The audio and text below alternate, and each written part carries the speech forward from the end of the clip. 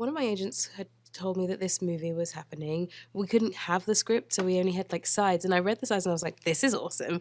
So I was already excited by that. So I put myself on tape. I remember, I think I was in Chicago shooting something else. And in the middle of shooting that, I went and put myself on tape, sent it off. Then I ended up coming in and having this wonderful workshop with Drew and Carmen, the casting director. And I just remember leaving the casting room thinking, this, I don't know, whoever gets to do this is going to have a really great time. It felt just so lovely in the room, and they were really wonderful and helpful, and it was so creative. And I just was like, it feels like this is going to be a special thing to be a part of. She is a singer who has been through a lot. And I think she's got to a point where she needs change. She needs to be out by herself. She needs to do something that makes her feel confident. And she once had a love for music, which I think has started to wane a little bit at this point in the movie.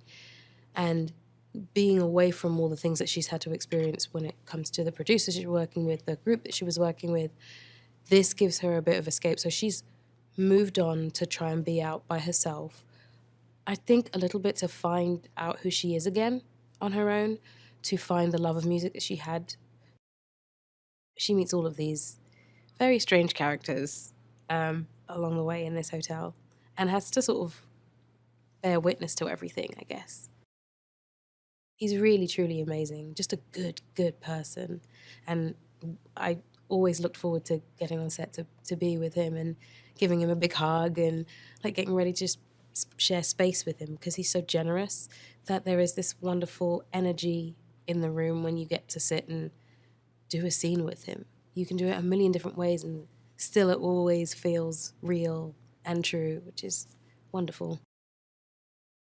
One of the things I really loved about doing this was that I had the chance to sing in real time. So every time you see me sing in a room or wherever, it's happening in that room. I'm singing for real. There's no pre-record.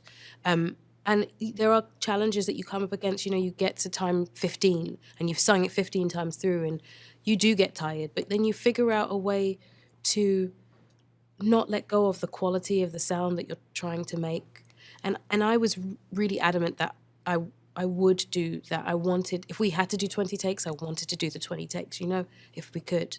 And we did that for everything. All of the pieces that you hear me sing live in the room, there and then. I think it's a combination of many different things. It's like I said to Drew, it feels like an alternative type of musical because there's so much music in it. But then in the same breath, it's like it's a drama, and then there is the gore in it as well. But it's just a combination of things, and sometimes I'm like I'm sometimes find myself at a loss for words to describe as exactly what it is, because I feel like it encompasses so many different things really well that I kind of just end up going, you just have to see it. You just have to see it, because it could be horror, or it could be drama, or it could be, you know, a mystery. It's many different things, but many different very good things. When Darlene steps in, she tends to walk in on the California side, which is sort of savory and nice and sweet, and it's good. And usually it's actually akin to the color I'm wearing. It's actually yellow and orange, strangely enough. That side she matches that side. So I think that's where the innocence is. That's where the good is. In the interchange, whenever we step over into Nevada, that's when you're sort of like, that's when you know things are going to go wrong. For whoever's just stepped over into Nevada, that's what tends to happen.